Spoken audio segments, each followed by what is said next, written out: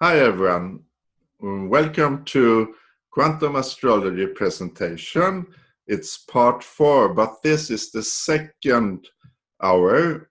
So if you started with this video, please check the first hour with part 4 of Quantum Astrology presentation from me, Ivar Kristoffersson in Sweden.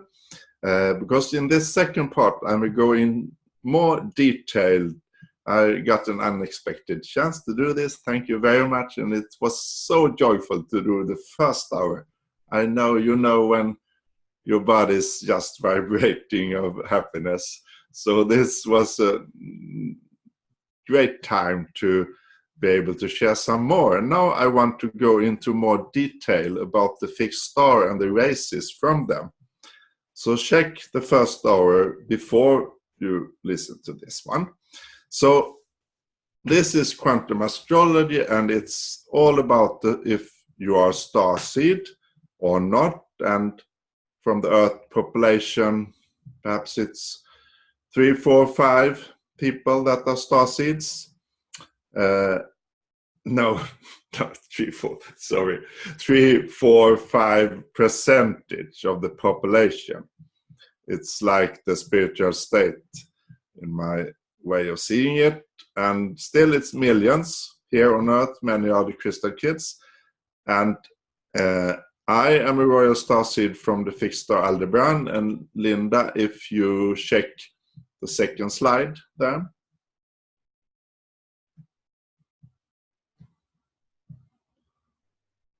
So I went through today's chart, and you see that Sun in Sagittarius is in connection with the fixed star Antares, the royal fixed star Antares, that is in directly opposition to the royal fixed star Aldebaran.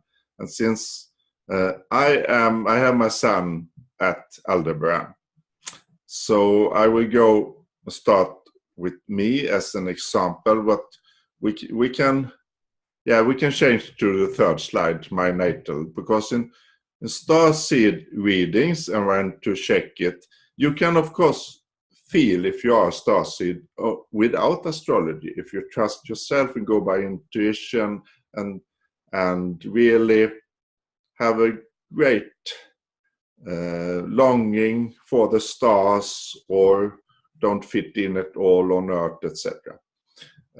But astrology starseed reading, it's such a great information to helped me so much when I awoke this May, when the moon and the sun was at Pleiades. So here is my natal birth chart, and then we see my sun at the royal fixed star Aldebaran in opposition to the royal fixed star Antares. And Aldebaran is about, thank you Linda, that's about illumination. And it's about the vision holder for the starseeds on Earth. So I'm also on a mission here, a starseed mission, to awake as many as possible.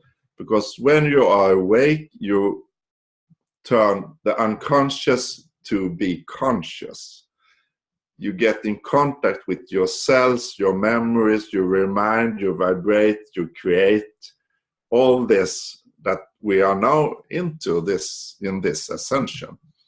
So that's my royal starseed mission, to awake as many as possible with my vibration, my example, my joy. And this is one of the best ever. It's my children, 2 girls, and then this. That's the best ever in my life. And it's so rewarding, and thank you very much for creating this Zoom channel, and you who works with it, Linda and Wanda and and everyone, Charlie. Thank you very much. It's a great honor to be here. So that's Aldebaran, and it's also more there, because it's from Aldebaran, it's the Elohim. Aldebaran now is a giant star because the fuel has ended in the star process. So it's not possible to have planets around Aldebaran right now. So In the beginning, the Elohims are another name for the gods, and we all are gods. We all are one. We all are love. But many of us, including me, had we have forgotten this and living in fear and negativity, etc. But Elohims here are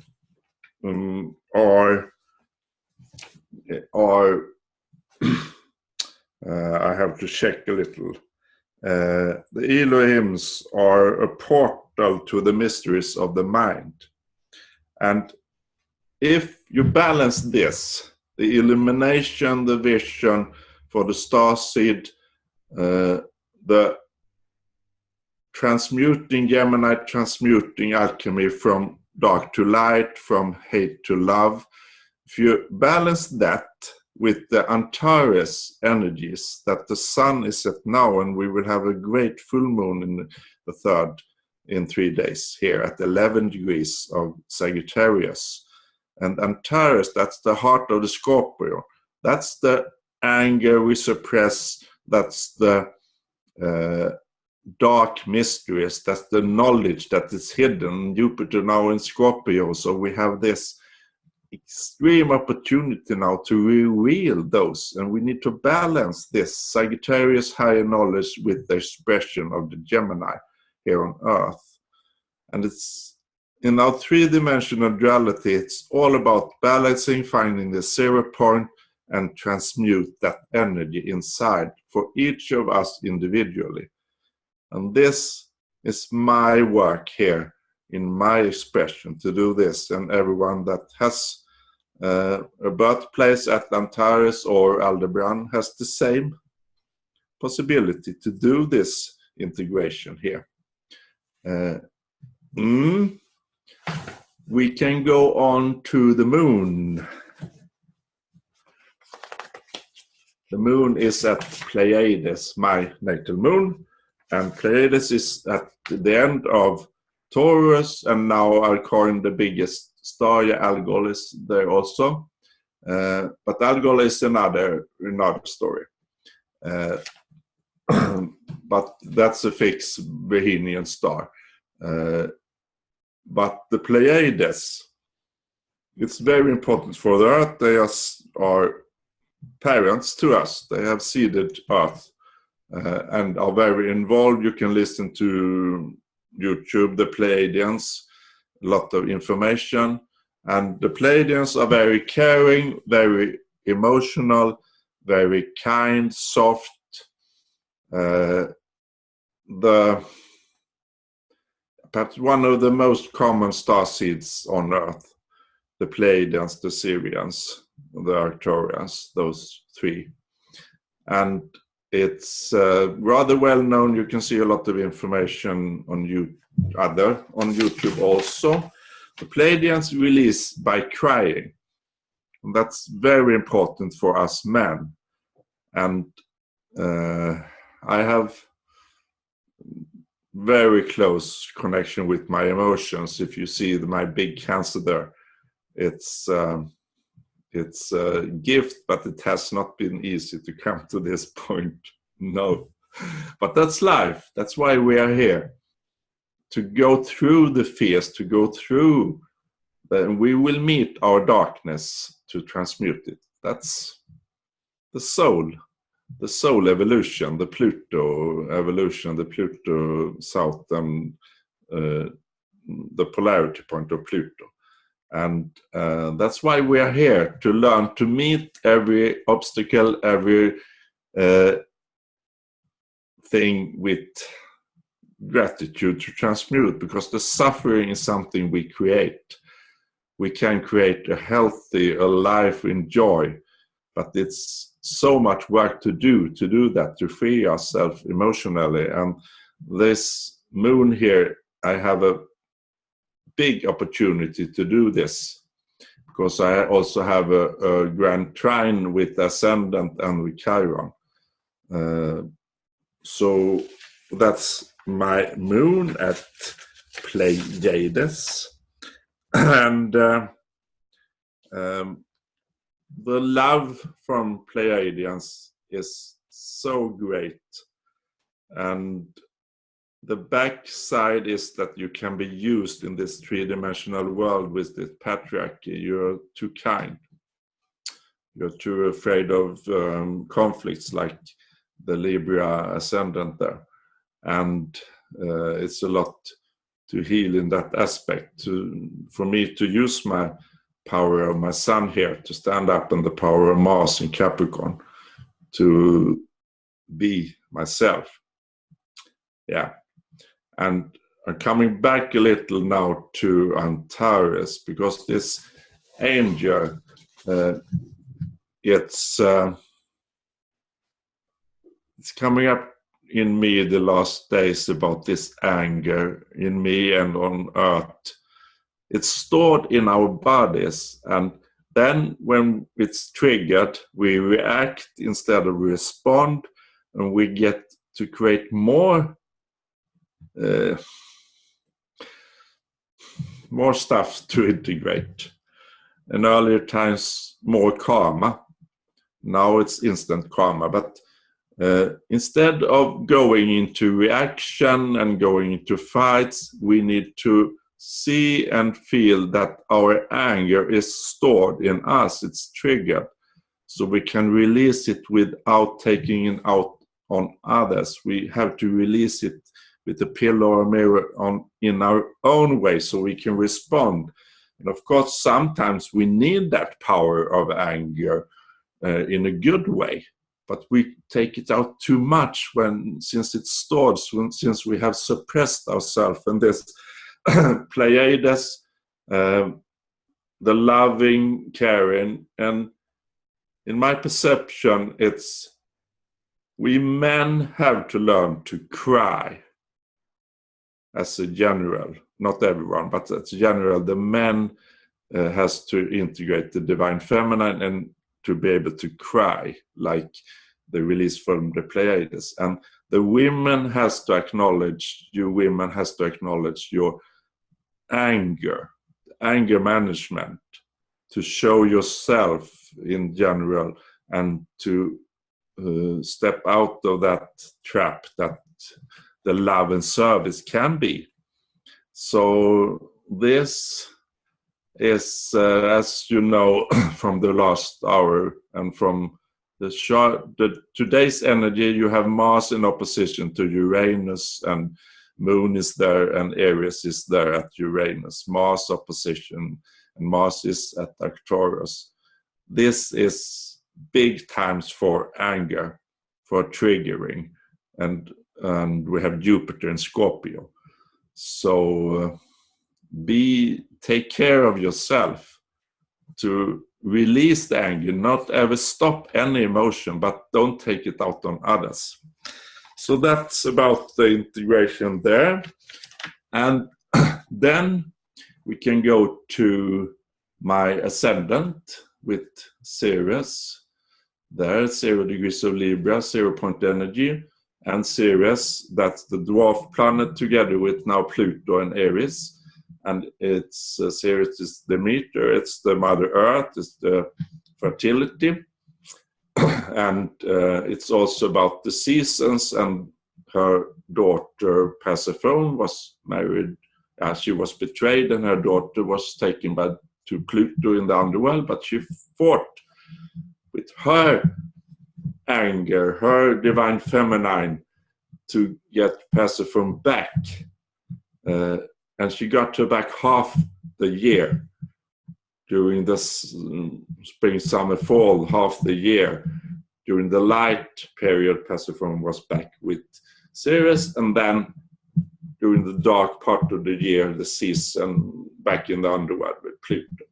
So I have this at the supergalactic center, 1 degrees of Libra, and that's a supermassive black hole that is one of the great gravity energy points in the sky that we use, that we also spin around. It's a spinning movement. The other one is 14 degrees of Sagittarius, that's the great attractor, and the supergalactic center. No, the galactic center, our own black hole in the midst of Milky Way, yeah, there at 26, 27, where Saturn and Mercury is now. So these three are very important for the energy situation in this universe. The Great Attractor is the most massive. No one really knows what this is. That's a mystery. That's the hidden knowledge, Scorpio hidden knowledge in Sagittarius to reveal by our work reminding here on Earth and by acknowledging other origins. The Great Attractor, it's about 100,000 galaxies collaborating in a massive energy giving that we spin around.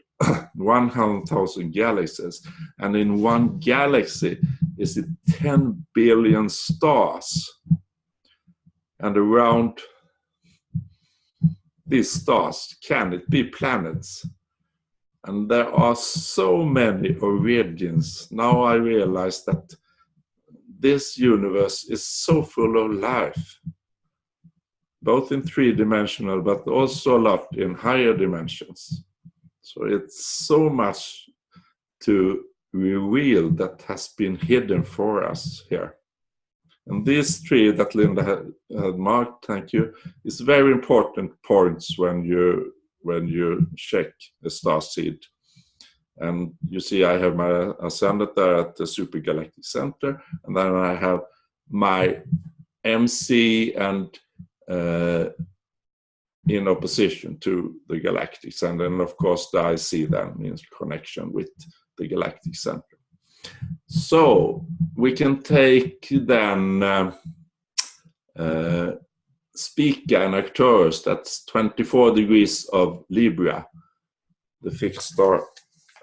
You can start with Spica, that's a rather rare starseed here on Earth, but I'm surely that because it's about serenity, it's about nature, and I live out in the nature in the countryside of Sweden, and that's my home in this three-dimensional world. The country, I love the city, but not too long time. No, nature. That's giving me relaxation and connection. And that's the speak. And what the purpose for the speakers here on Earth is still to reveal. There's another fixed star, very important here. A speaker is said to be very good energies, lucky energies. But this interpretation, if you go to checking starseed on your own, you have, for example, constellation of words on internet.com or astrologyking.com, but the interpretation are from the dark age of the patriarchy. So you have to connect inside and transmute that information, because it's a lot about luck and bad luck, and especially women are seen as very bad in the sexual energy. For example, Algol at the end of Taurus, a Bohemian star, is said to be very very dangerous because it symbolized the feminine sexual energy, and that's dangerous for the patriarchy, but it's not dangerous. So you need to use your own intuition when you go into the search for information. And the old myths from constellational world, the old tales or the old reality from the Greek and older myths with Ceres, Aries, etc. All these symbols we have, they are so good. It's so good to go back to the source and check what's happening there. So that's important, I think, that you discern the information. That's really important in our world right now. It's so important to discern the information and focus on the positive side, on the light side, and don't go too much into the darkness, because that's dangerous. In fact, it's very dangerous. Then we have Arcturus there. You can keep that one there, Lindas. 24 degrees of Libra. Arcturus. It's one of the main actors here. Starseed from Arcturus, and I am a starseed from both Speak, and I have Neptune here in a very close connection. It's only some 30 minutes from Arcturus. And Arcturus, it's electromagnetic healing. It's blue planets around the fixed star Arcturus, and it's very much technical knowledge that will be used in the age of Aquarius.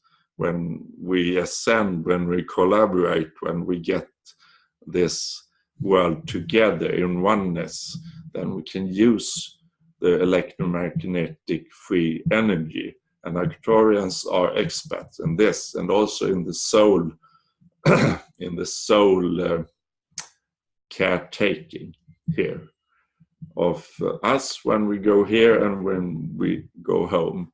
Our soul passes by Arcturus, and we are very active.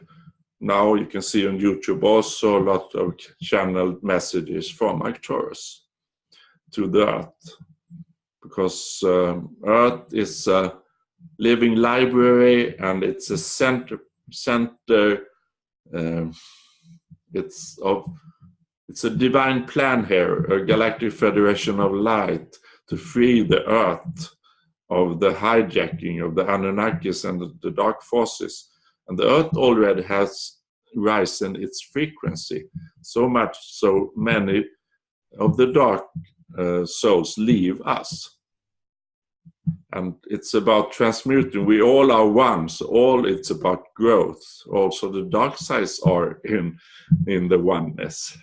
So it's all about growth, but now it's about rising the vibration, so we can get what Earth was meant for, and what the beauty, the love of the Earth in peace, to living together, to create with our Aquarian age local communities, and to live in peace with ourselves and with nature. And it's on its way, and it's here right now. And Arcturus is guarding us. They have the most advanced spaceships, and their biggest spaceship is guarding Earth. There's a lot we don't see, both beneath our Earth's surface and moon and the planets. It's a lot going on in other dimensions.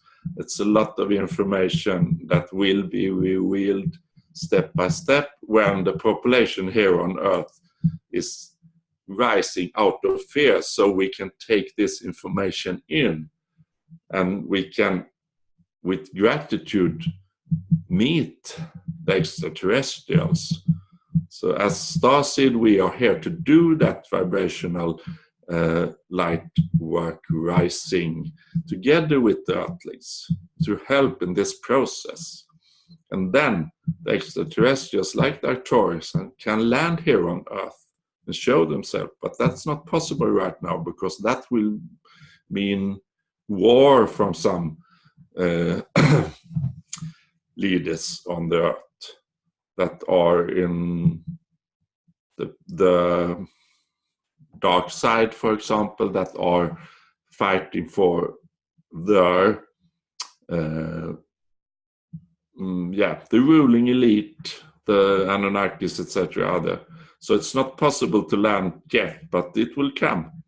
I don't know when, no one knows when, but it will come, surely. And they show themselves. I heard from Phoenix there was has been in the sky, great UFOs, and it's a lot going on that we don't know about. And it's not only the light, the dark forces are also here. So it's a big, big one for this universe to free the Earth in this moment. So that's about Arcturus. Yeah. So we continue to, my North Node is in Capricorn at 15 degrees of Capricorn, and there is the fixed star Vega in the Lyra constellation. And that's the North Node then in evolutionary astrology is the mode for the Pluto transformation from the Pluto, I have Leo 11th house, to my Pluto polarity point, 5th house in Aquarius. It's it's my expression in this Aquarian age, and coming from this far distant 11th house of Leo, the royalty. It's also it's the same interpretation as the Aldebaran symbolism, what I'm doing here on Earth, this Pluto and Pluto polarity point. So it's all connected, it's so beautifully showed in the charts that we have. And this North Node is the mode, and it's also a home I will go back to when this mission is ended for me. There, Vega and Lyra constellation. The Lyrans, Vegans are of course musicians. It's harmonic, it's resonance, and it's the origin of the humanoids in this universe is here, 20 degrees of Capricorn, but also this Lyra constellation around it. And it's around 4 billion years ago. The humans came from feline race from other universes earlier than ours, 4 billion years ago. And then there was a great big galactic war. So from the reptiles, the Dracos, etc., that some of them are now hijacking our Earth. And the Lyrans had to fly, and they then planted, starseeded all these others, Pleiades, Sirius, Arcturus, all these different. So it was a great situation in universe at that time, like we have on Earth now. It's as above, so below. And this Lyra is also very hardworking. It's Capricorn energy, and it's very energies, those from these places. Remember, 1 or 2 degree orb only for the fixed stars. From the Vega is at 1530 in Capricorn. It's about mastery also, when you trust yourself to be in a three-dimensional world, to enjoy it, to use the dance and the food and everything. And it's, food, vegan, to really use the proper energy that we have ability to do here on Earth. I'm not saying that we should be vegan, but in my perception, it's very good to avoid meat as much as possible, since the situation is as it is here on Earth. And I am myself in a sacred period since 11 years ago, not eating fish or meat. I use butter and some egg, but not any meat or fish. And it's feeling great. We have in opposition here, my South Node is at the fixed star Sirius, one of the also most important fixed stars. And Sirius is the closest fixed star when we measure in meters, and still it's far away. It's light years away, 9 light years away. And Sirius is a home. It's a lot of water planets around the fixed star Sirius, and they are we that come from Sirius are very determined, very much focused on achieving our goals, and it's about the inner vibrational, and we have a lot of connection with the emotions, and it's the galactic center in late Sagittarius is transmitting codes, and they are beamed via Sirius, the fixed star Sirius, to our sun, and then coming to us to give us our two-dimensional script for our reality. And Saturn is now reprogrammed in a new way with this ascension process. So when Saturn will come into Capricorn the 19th of December, and the coming years here, it will be a great change on Earth, a big change manifesting on Earth in the Capricorn energy. And we have this axis here, very important. Capricorn, the false patriarchy, but the true unicorn of alchemy, and the Cancer, the emotional nurturing mother, the moon. This has been cut off, the connection between Cancer and Capricorn, and this connection has to be restored within by us individually to get the energies flowing, the emotions, free the emotions, so you get out of the Cancer shell, and to get to manifest in Capricorn with alchemy. So open up this axis is so very important for Earth. And the Pluto planetary polarity point is at 20 degrees of the south node of that one. The Pluto, our soul origin in evolutionary astrology, is at 20 degrees Capricorn. That's also the degree for the first humanoids in this universe. Here, 20 degrees of Capricorn. And then the Pluto planetary north node is then at 20 degrees of Cancer. That's what we as soul evolution on Earth are aiming for, to get to the nurturing Cancer and to open up this axis. And a lot of the work that we do now and will be done the coming years is about opening up this axis to be able to alchemically create in Capricorn with the emotional, the emotion, the nurturing, taking care of the Earth in Cancer. So here is a big biggie.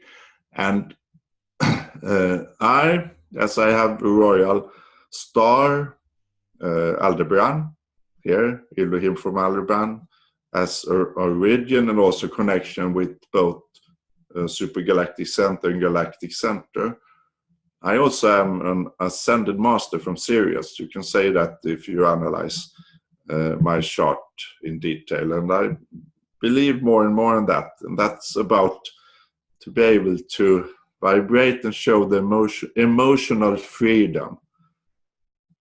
Emotional freedom, to let the emotion flowing. That's the beauty of our world. But to not take it out on others. It's a lot of fears to go through, and I've gone through so much in this life, and I believe you who listen have also done that. And that's the purpose, the sole purpose, and it's so hard to realize that this is the purpose, to be able to see and feel the obstacles that coming as gifts, as emotionals, possibilities for us to create and find ourselves, and not see it as bad, as negative, etc. And this opening up this axis is what gonna be really, because we now Saturn is coming into Capricorn, and the more personal planets also, but Saturn, Jupiter, and what's more, Saturn and Jupiter will meet in Capricorn with the Sun and with the Moon and with the nodes will come here also later. In the coming years here up to 2025, it will be a big conjunction at 20 degrees of Capricorn, I believe, in 2020 something. So it's magical times coming up for the Earth here. I have my personal then Uranus at 20 degrees of Cancer. Uranus is the ruler of the starseeds, also the ruler of Aquarius, the quantum room planet, Uranus. Over there. And there's a lot of planets there. The fixed star Castor is there, and the fixed star Pollux is close by, and others. We have a band of fixed stars from the end of Taurus, in Gemini, and in Cancer. It's called the star of life, this path here. And now we are in the opposite with our sun and the planets coming to opposition. In Starseed astrology, we only count conjunction and opposition, but we are going to activate all these points in Gemini and Cancer with the starseed origin. For example, Orion's belt in Gemini now, 20 degrees, 21, 22 degrees of Gemini. The sun will be in opposition to that one. And it's also interesting with, the Orion's belt that I have is the Great Pyramid, the King's Chamber, has a tunnel pointing at the Orion's belt, and the Queen's Chamber in the Great Pyramid of Giza has a tunnel pointing at Sirius. So they were aware, and those chambers are possibly transformation energy for the pharaohs, for the priestess, to use the energies of Orion belt of Sirius here on Earth. That's why they are built in one way, and also to show us what is possible in so many ways, the Great Pyramids. And you see the star origins are there in the Great Pyramids. The King's Chamber has a tunnel to Orion's belt. The Taurus, that Aldebaran, is the eye of the bull. And the Queen's Chamber, the feminine, the Venus, the Isis energy, is pointed to the fixed star Sirius in the Great Pyramid.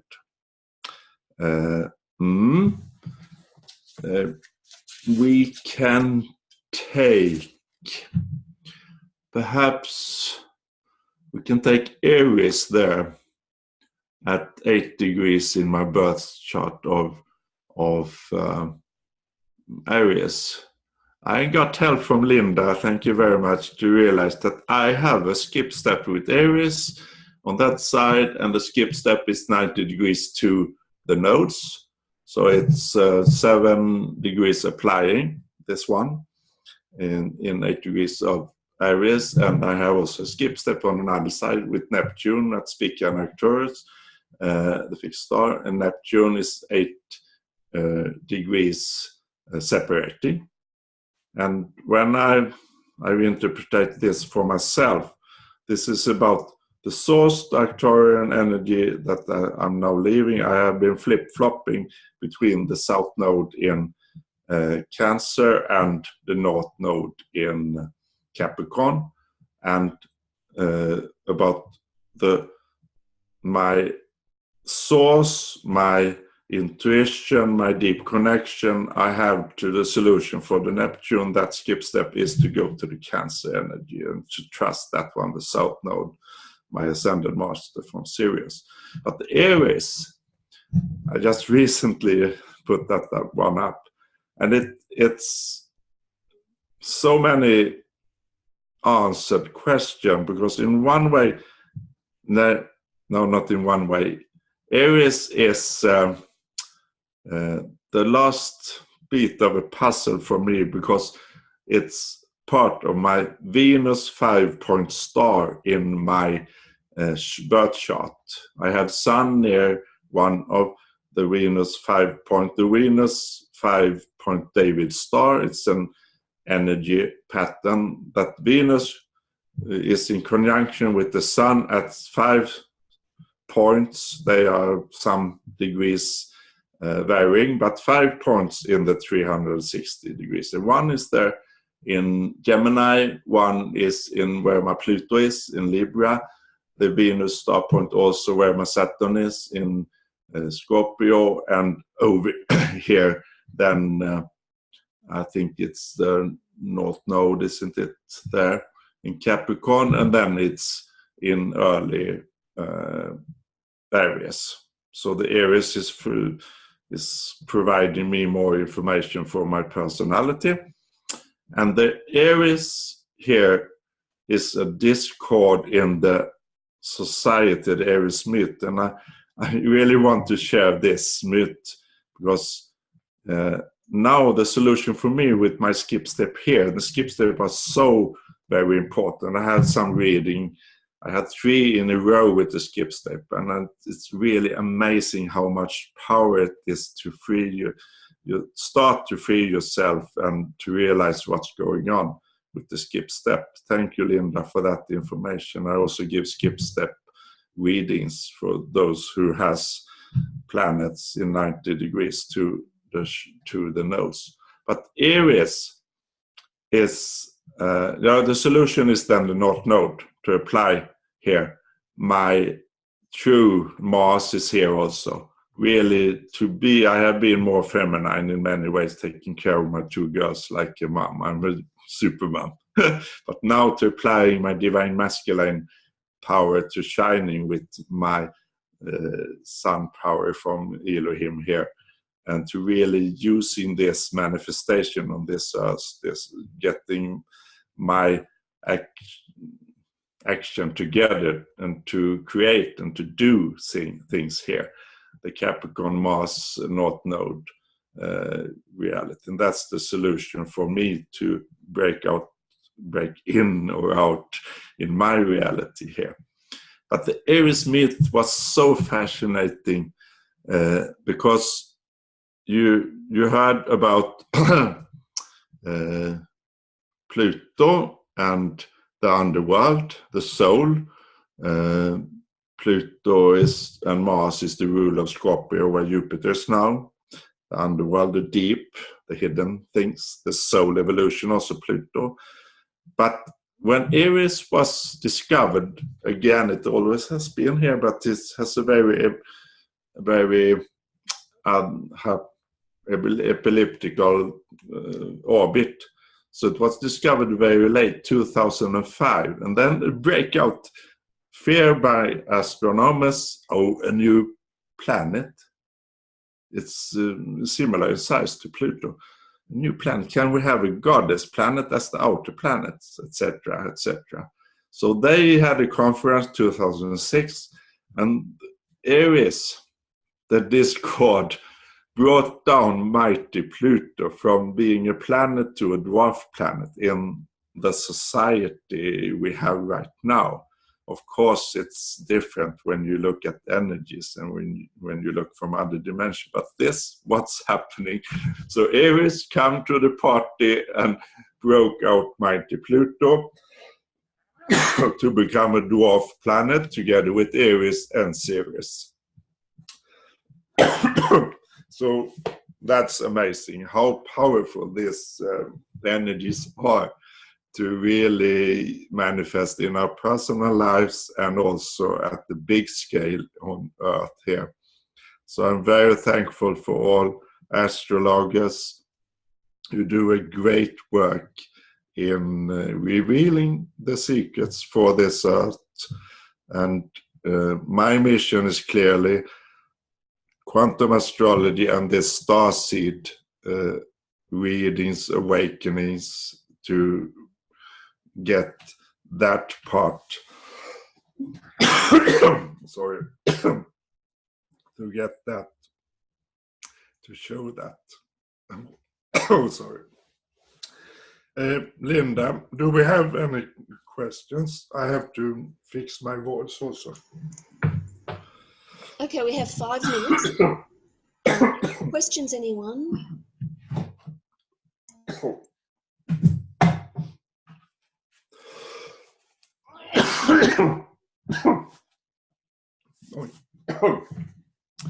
Just 1 minute.